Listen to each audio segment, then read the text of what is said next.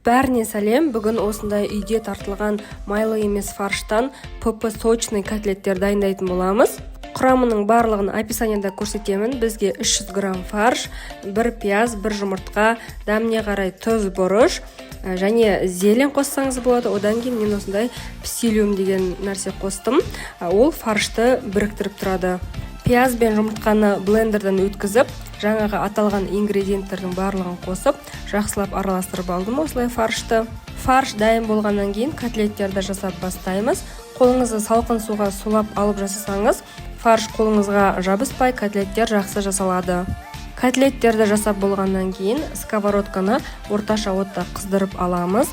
Одан кейін котлеттерді сыйғанша салып шығасыз. Оттың астын басып қою керек. Қатты болып кетсе, онда күйіп қалуы мүмкін. Өйткені біздің фаршымыз майлы емес, постный болғандықтан ол біраз құрғақтау болады. Котлеттеріңіз күйіп кетпеу үшін осылай біраз мөлшерде су тамызып, қақпағын жауып қоясыз. Примерно 5-6 минуттан кейін котлеттің бір жағы пісіп шығады. Осылай екінші жағына аударып, қайтадан крышкасын жауып қоямыз. Тағы бір 5 минуттан кейін котлеттеріміз дайын болады. Барлық келесі котлеттерді дәл осылай пісіріп аласыз. Егер сізге дұрыс тамақтану, салмақ тастау жайлы қызық болса, менің каналыма жазылып алыңыз. Мен оңай әрі қолжетімді ПП рецептермен бөлісемін.